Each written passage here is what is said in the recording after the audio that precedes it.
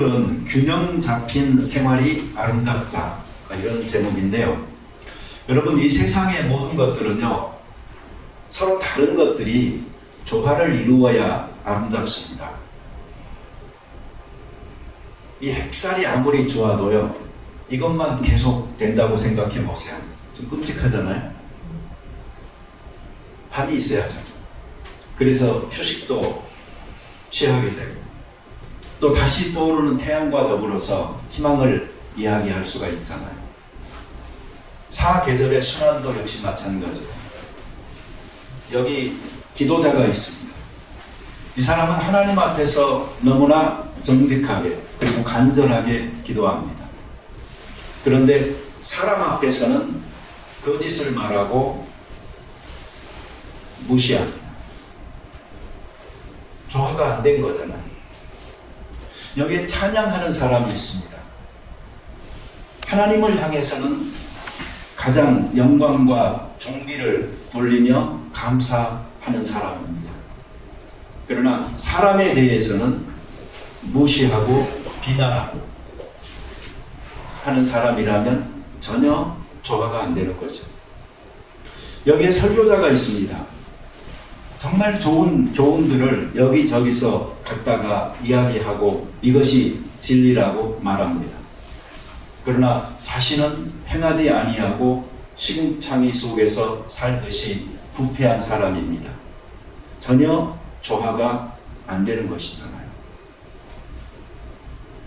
우리 각 사람은 어떤 소명에 의해서 어떤 레벨의 삶을 살든 사실은 모두 다 불완전한 사람들입니다. 완전한 우리의 말과 행위의 일치를 할 수는 없어요. 그렇게 하시는 분은 오직 하나님 한 분이세요. 그래서 우리는 감히 하나님이 되려고 하지는 않습니다.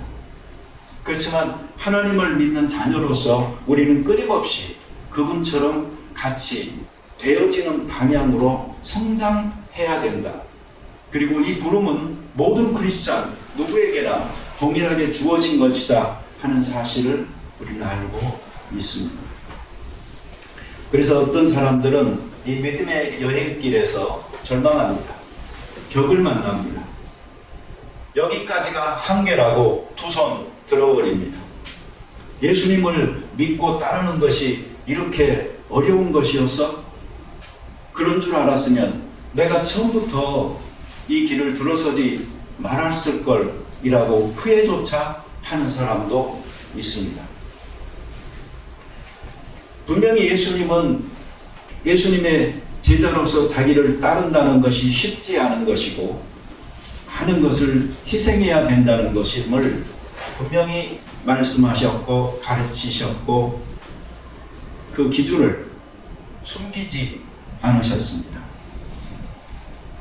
사실 예수님 시대에 예수님을 따랐던 제자들, 그리고 그때 예수님께서 그들을 부르셨던 부름과 오늘날 부름을 동일시할 수는 없습니다.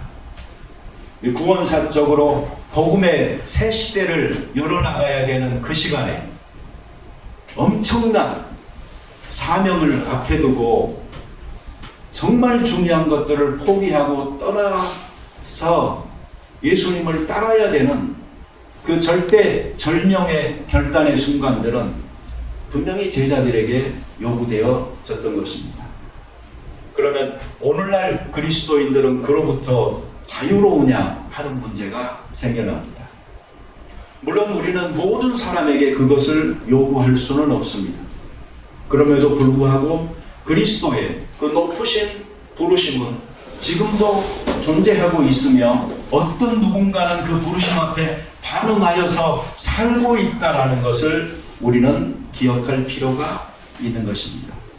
저는 여러분들 가운데서 이런 사람들이 생겨나기를 바랍니다. 아멘 하는 사람이 없네.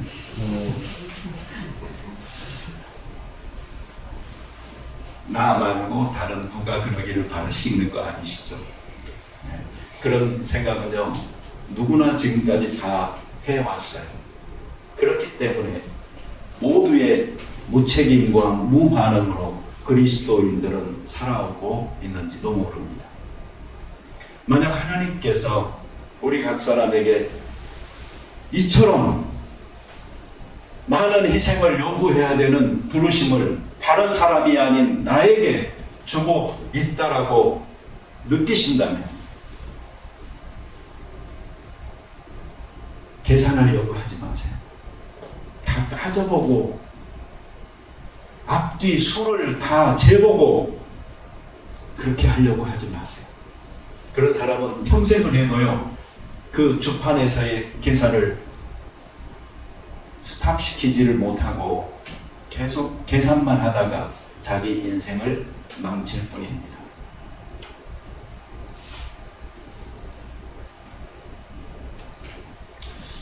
예, 굉장히 부담스럽죠? 이걸 이제 긴장을 제가 좀 풀어드려야 돼요. 안 그러면 여러분들은 쟤 또 헛소리 하기 시작했어. 이 정도에서 귀를 막아야지 하고 막거든요.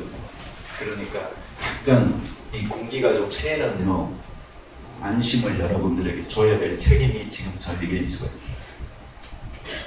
사도 바울이 그리스도인의 삶을 설명할 때에 몇 가지로 설명했다고 그랬잖아요. 먼저 첫 번째, 분상. 두 번째, 경주하는 사람. 세 번째, 농부. 네.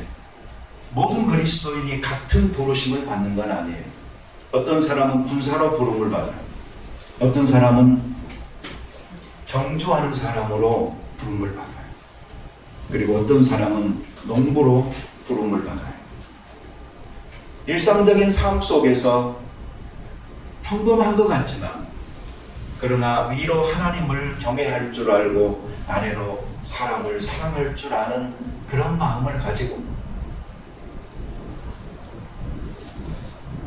긴 시간의 세월 속에서 뿌리고 가꾸고 거두는 성실한 삶을 살아가는 농부처럼 크리스찬의 삶을 그렇게 꾸준하게 잘 걸어가는 아름다운 사람들이 있어요. 저는 여러분들이 그런 사람은 되기를 바라요.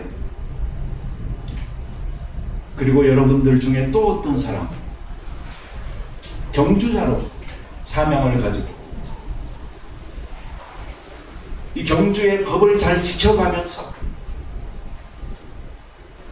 상을 얻도록 최선을 다해 뜀박질하는 열심이 있어서 그렇게 주를 섬길 수 있게 되기를 바라요. 그리고 또 그 중에 어떤 사람들은 하나님의 그 부르심 앞에 자기의 인생을 드리는,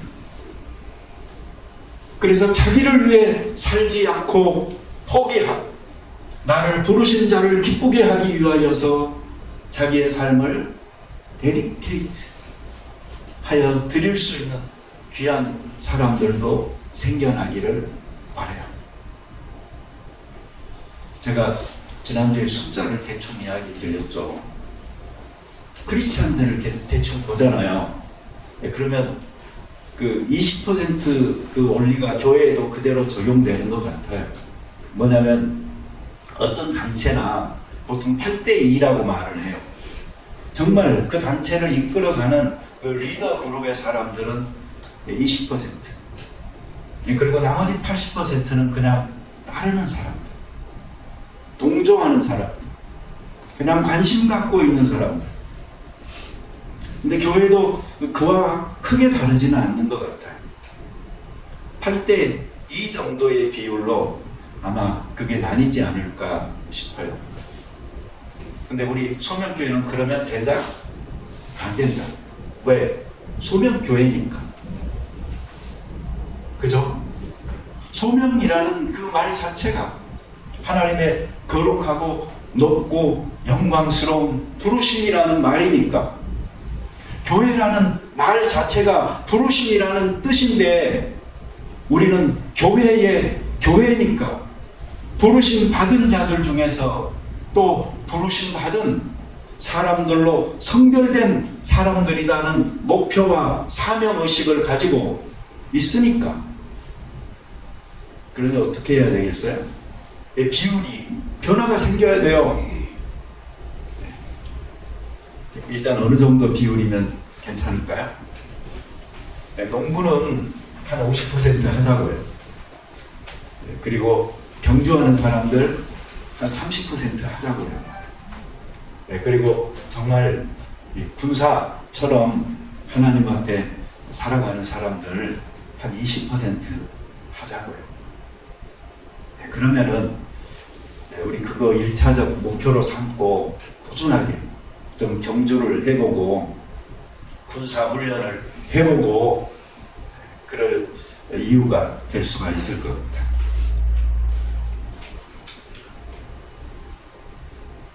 농부든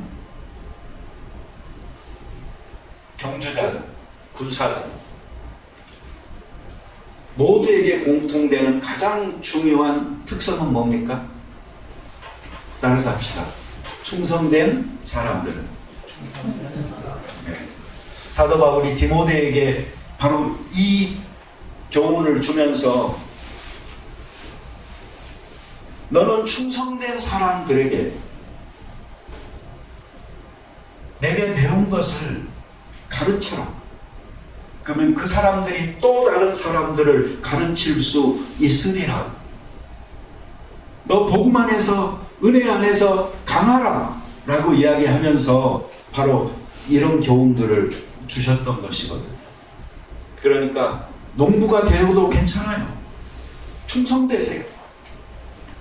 경주자가 되셨다면 더 충성되셔요.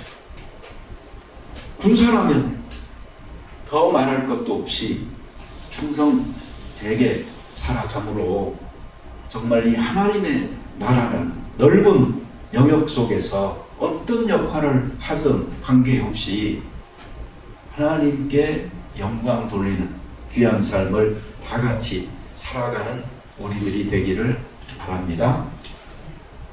여러분, 기독교는 속세를 떠나는 종교가 아니잖아요.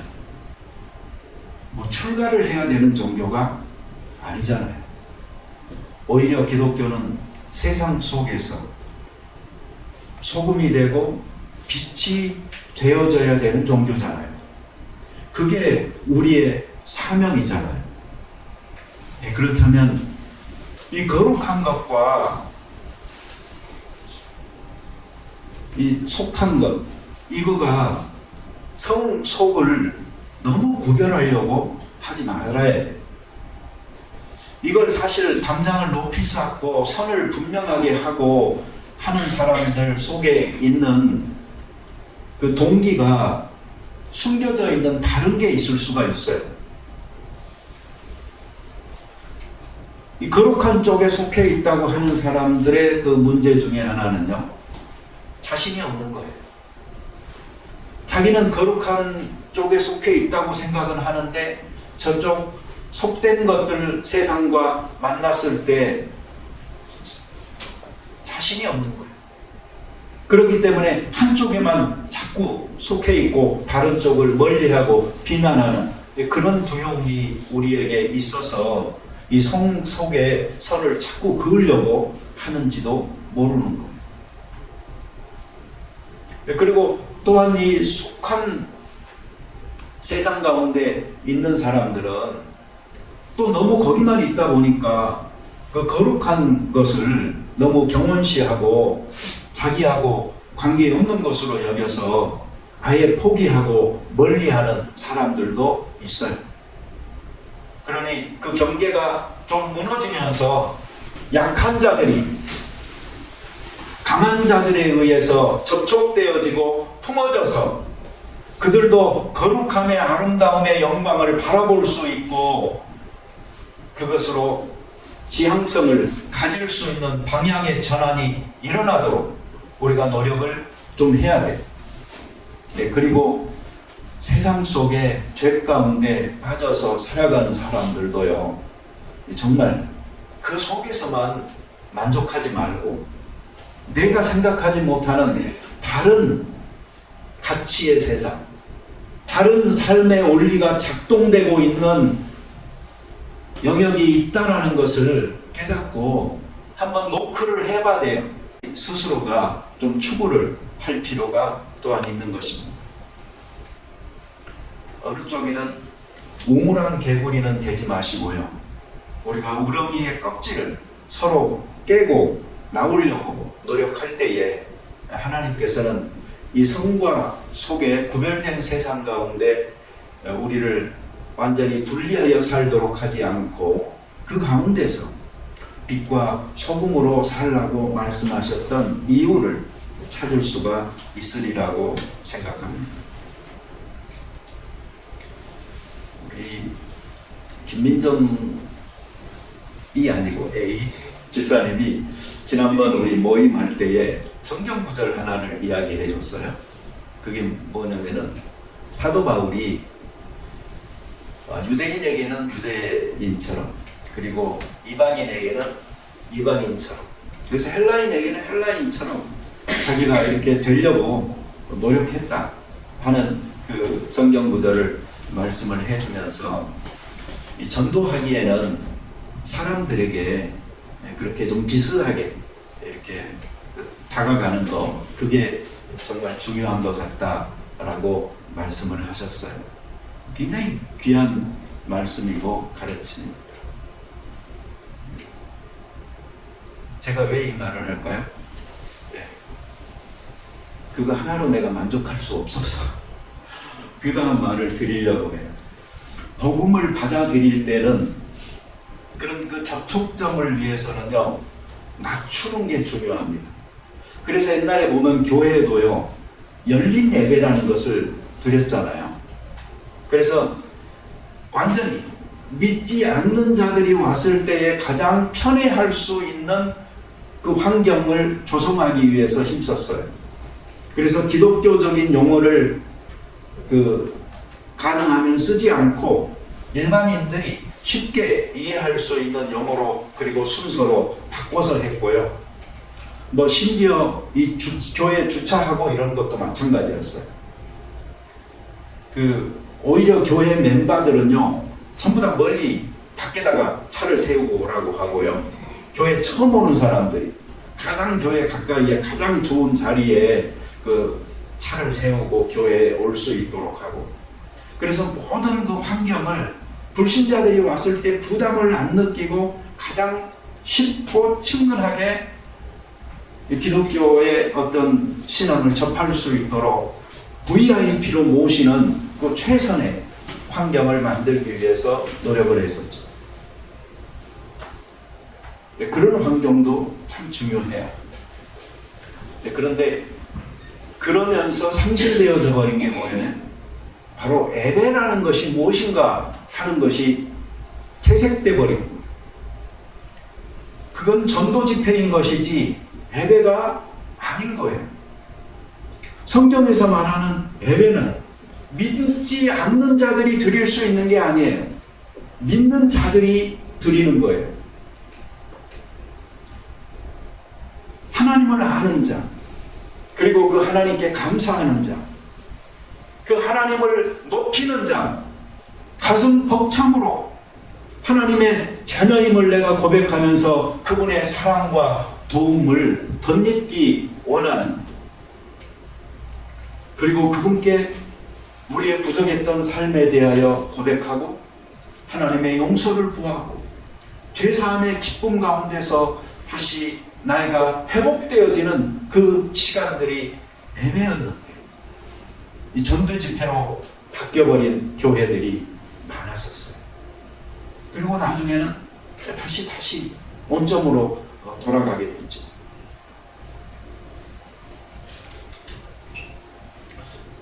복음을 처음 믿을 때는요, 어린 아이로 태어나는 거예요. 어린 아이로 태어난 사람은 그 다음에 어떻게 해야 돼요? 자라야 돼요.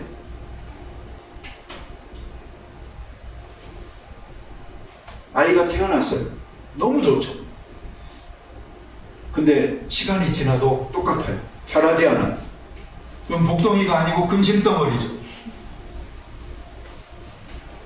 교회 안에서도 마찬가지예요. 하나님을 믿었어요. 엄청난 축복이에요. 새로운 생명의 탄생이에요. 그러나 나이에 상관없이, 덩치에 상관없이, 세상에 배운 학식이나 가진 재물에 상관없이 그 사람은 어린아이에, 그 사람은 신앙 안에서 이제 자라나야 되는 거예요. 자라나기 위해서는 돌보는 부모가 있어야 돼요. 가르치는 선생이 있어야 돼요. 바로 우리 먼저 믿은 크리스찬들이 이런 역할을 감당하면서 아이들을 돌보고 키우는 것입니다. 그렇기 때문에 어떤 문턱을 낮추고 또 어떤 균형을 위하여서 내가 부담 주지 않기 위해서 뭐 이렇게 하는 것도 좋지만은 내 수준이 낮아져 버리면 결코 안 되는 것입니다. 내 입장과 내 수준은 그대로 지켜줘야 되는 것입니다. 잘못하다가는 술에 술 탄 듯 물에 물 탄 듯 자기 색깔의 이 정체성이 없어져 버리는 경우가 생겨나는 것이고, 이것을 색으로 보면은 회색이라고 그러는 것이고, 성향으로 말을 하면은 회색 분자라고 이야기하는 것입니다. 이 균형을 잡는다는 것 또는 다양성을 인정한다는 것이 무정체성을 의미하지는 않습니다. 그래서 그리스도인들은 자기 자신도 항상 더 높은 곳을 향해서 바라보면서 발걸음을 옮기는 사람이어야 하고, 다른 누군가를 돌보면서 내가 동행할 때도 그 방향은 항상 더 높은 곳을 향하여 걸어가는 걸음이어야 한다는 것을 제가 말씀을 드리는 것입니다. 누군가가 깃발을 들고 앞장서야 되지 않겠습니까? 누군가가 선봉으로 달려가야 되지 않겠습니까? 그래야 사람들이 따르죠. 방향을 잡죠. 바로 그런 분들이 여기에서 저는 길러지고, 여러분들 모두가 그런 역할을 다 하는 사람들 됐으면 좋겠어요. 여러분 삼국지 같은 거 봐보세요. 지는 편하고 이기는 편하고 뭐가 다르죠? 장수가 많잖아요. 근데 누가 가서 싸우겠느냐 그러면은 이 이기는 쪽은요 서로 나가려고 해요. 나가서 싸울 사람이 많은 거예요. 승리를 위해서 위험을 감수하고 불구덩으로 뛰어들 사람들이 있는 거예요. 근데 패배하는 쪽은 없는 거죠.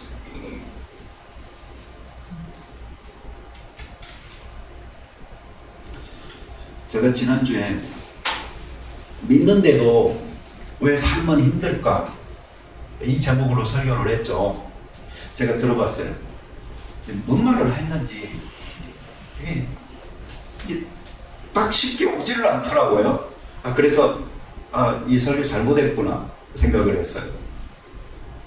근데 정리를 제가 굳이 하자면요, 이겁니다. 믿는데도 왜 생활이 힘들까? 잘 믿으려고 하기 때문에 힘든 거예요.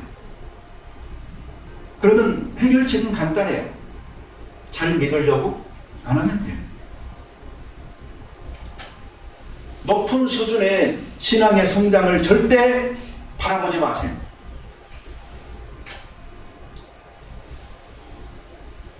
그냥 그 부자 청년처럼 자기 거 끌어안고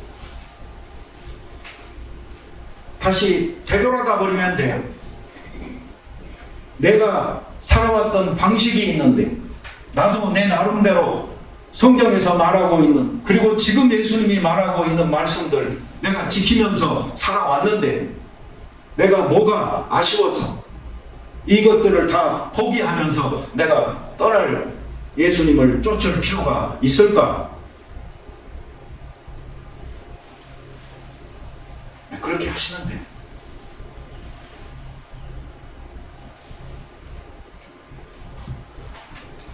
그냥 믿음을 실용적으로 생각해서 그 믿음을 내 삶의 유익을 위하여서 잘 활용하고 유익되게 사용하면 돼요.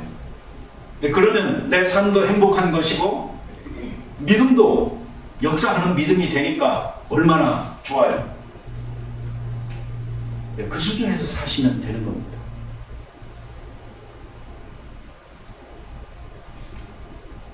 제가 이건 목회를 하면서 발견한 원리인데요. 굉장히 중요한 거예요. 내가 이거 가르쳐 주는 건 굉장한 비밀인데 가르쳐 드리는 겁니다. 교회에서 최대의 유익을 얻을 수 있는 방법. 적당히 믿음 있는 척한다. 그리고 또 하나 있어요. 적당히 믿음 없는 척한다. 이 두 가지를요 아주 조화롭게 잘하잖아요. 그러면 교회에서 최대의 유익을 얻을 수가 있어요. 믿음이 있는 사람처럼 하여서 얻을 수 있는 유익이 있고요. 또 믿음이 없는 사람처럼 하여서 얻을 수 있는 유익이 있어요.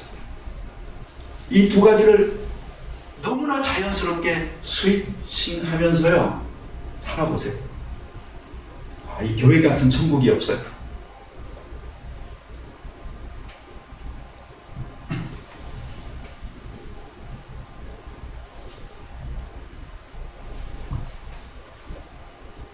제가 이해는 하겠는데 좀 듣기를 싫어하는 말이 두 가지가 있어요. 첫째는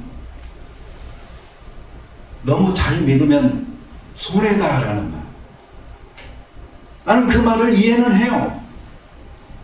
그리고 그 사람이 그 말을 하기까지 영적으로 얼마나 깊은 그 상실감, 어떤 절망감, 고뇌를 느끼면서 하나님을 그래도 사랑해 보려고, 사람을 사랑해 보려고 노력했을까 하는 것을 내가 느껴요.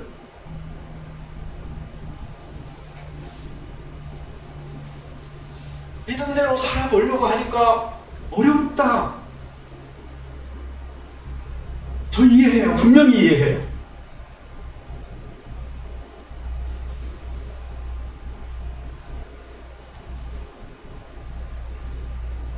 그럼에도 저는 그런 말이 싫어요. 그 말 속에는 일종의 절망감, 피로감, 자괴감이, 패배감이 감추어져 있는 말이거든.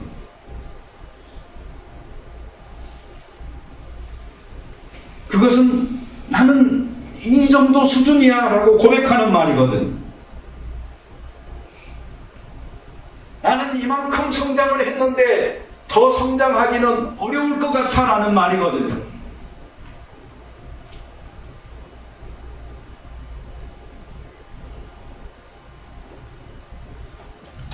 그리고 또 한 가지 말은요,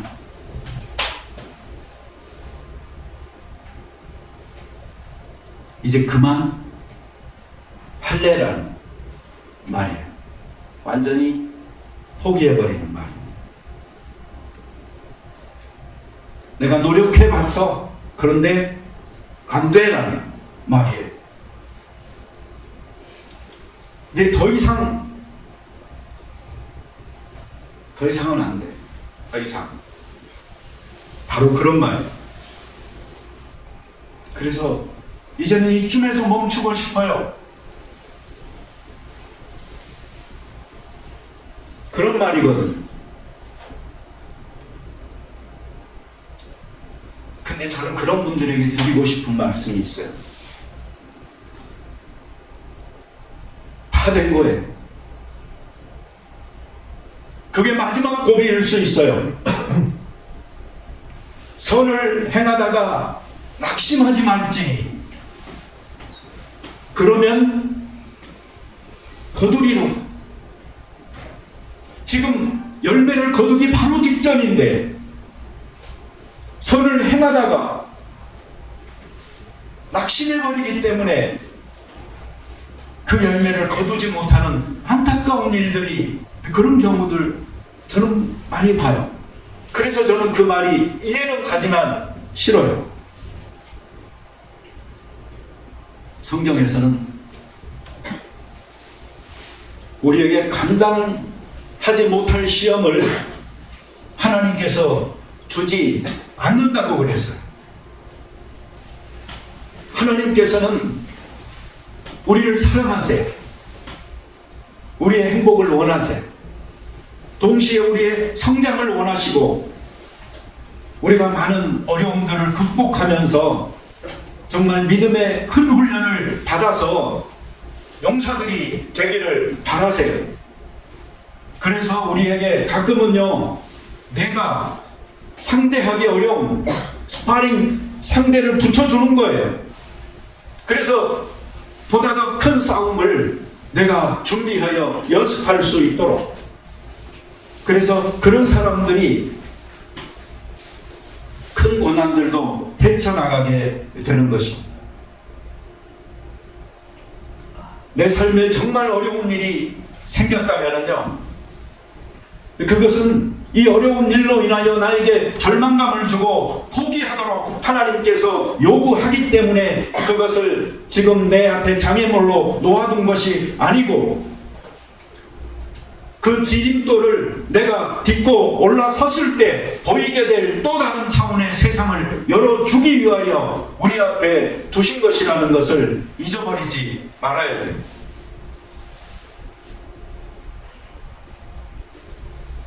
나에게 아픔을 주는, 상처를 주는 돌멩이가 내 삶 속에, 내 인생 속에 갑자기 들어왔다면 그때부터 우리가 해야 되는 작업은요, 내 안에서 진주를 만들기 시작해야 되는 겁니다.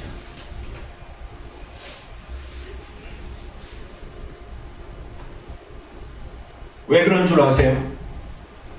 우리가 믿는 복음이라는 것은 그렇게 시시한 게 아니기 때문에 그래요. 이 복음의 능력과 영광이라는 것은 무한하잖아요. 사람이 사는 한 평생의 삶 동안에 모아놓은 지혜가 아닌 것이고, 이것은 영구한 세월 속에서 어제나 오늘이나 하루를 천년같이 동일하게 여기시는 여호와 하나님께서 우리에게 주신 진리예요. 붙들고 살라는. 그러면 우리는 이 신앙의 아름다움을 노래하고 빛나는 신앙이라고 말을 하면서 왜 이 신앙을 가지고 있는 내가 빛나지는 않아도 되는 거냐고요.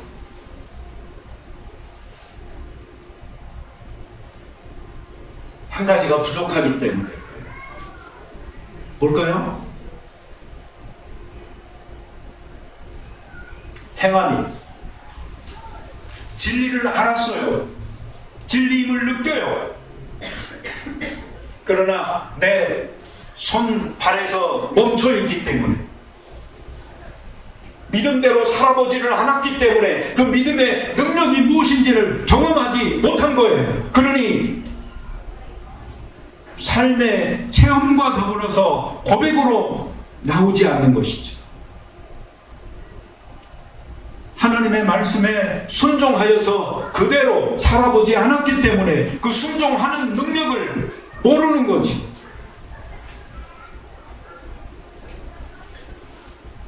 불가능들 앞에서. 그럼에도 불구하고 믿음으로만 내가 주장하여 그 산을 오르고 그 언덕을 건너보지 않았기 때문에 이 믿음의 능력과 순종의 능력을 모르는 거예요.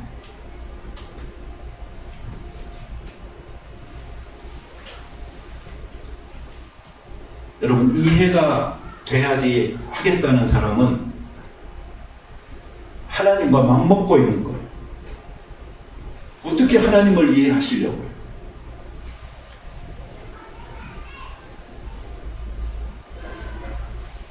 어거스틴이 했던 경험이에요.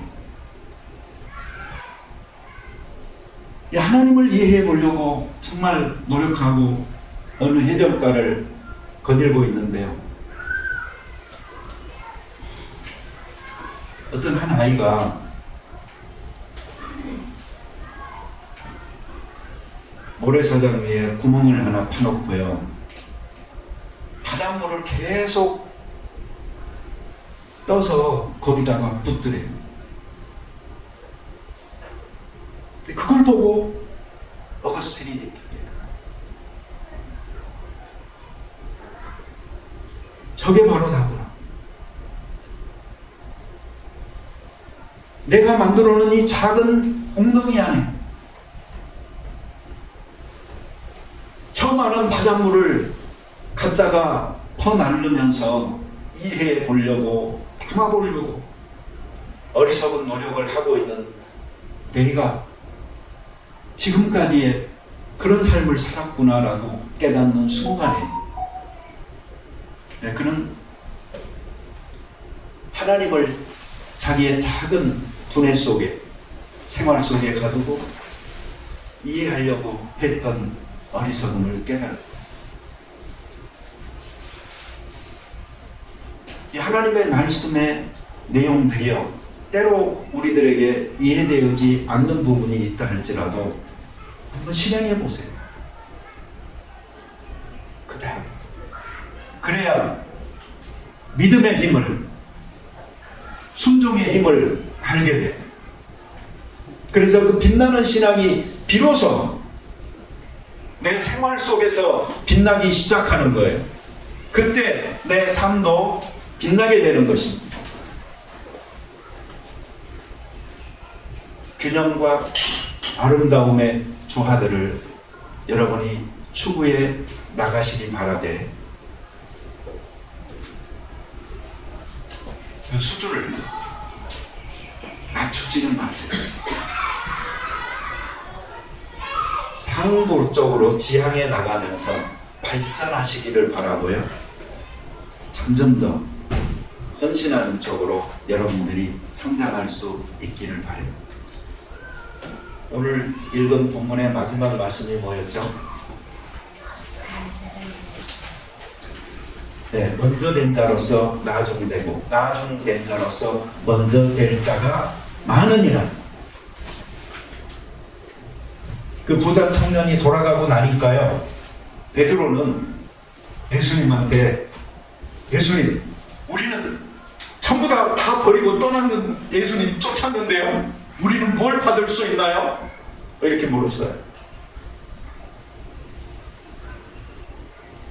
그러니까 예수님께서 하신 말씀의 마지막이 이겁니다.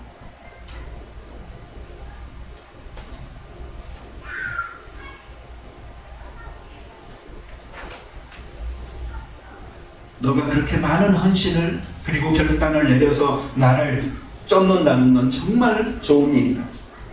그렇지만 내가 너에게 주의를 경고한다. 뭐죠? 나중된 자로서 먼저 된 자로서 나중된 자도 많다. 그러니 이 신앙에 보이지 않는 이 경주에서 우리들 모두가 지금 현재 어디에 있느냐가 중요한 게 아닙니다. 순위가 어떻게 바뀌고 있느냐가 여러분 중요한 게 아닙니다. 경주가 끝났을 때 마지막에 어디에 서 있느냐가 중요한 것입니다. 그러니 먼저 믿었다고, 먼저 됐다고 생각하는 분들 교만하지 마시고, 뒤처졌다고 생각하는 분들 낙심하지 마시고, 믿음의 이 열매들을 하나하나 잘 수확해 가면서, 기초들을 다져가면서 높은 하나님의 부르심에 응답하면서 살아감으로요, 인생의 어떤 장애물도 우리를 굴복시키는 어려움이 아닌, 시험이 아닌, 하나님께서 우리를 축복하기 위해서 두신 징검다리, 디딤돌로 여겨서 잘 성장하여 나아간 우리들 모두가 됐으면 좋겠습니다. 네, 같이 기도 드리겠습니다. 자비로운 주님 감사합니다. 신앙 안에서 우리가 누릴 수 있는 많은 축복들이 있는데 우리들은 그것을 그냥 이해하고 끝내려고 하니까 이제는 머리만 커버린 지식자들이 되어졌습니다. 그래서 우리는 헬라인들이 그랬던 것처럼 새로운 것을 추구하는 사람들이 되어졌지, 우리가 받은 복음의 영광스러움을 감탄하면서 순종하여 행하는 사람들은 되지 못한 것 같습니다. 우리로 하여금 나를 이해시키라고, 그러면 내가 순종하겠다고 하는 태도에서 벗어나게 하시고, 진리의 말씀을 순종하여 행할 때에 체험적으로 그 능력을 알게 되어지는 일이 우리에게 많아지게 하시고, 그래서 참 복음의 능력을 경험한 자로서 알고 그것이 더 많은 순종을 하게 되는 결과로, 선을 행하다가 낙심하지 않는 자가 마지막에 거두게 될 그 열매를 우리가 거둘 수 있게 축복하여 주시옵소서. 예수님의 이름으로 기도드립니다. 아멘.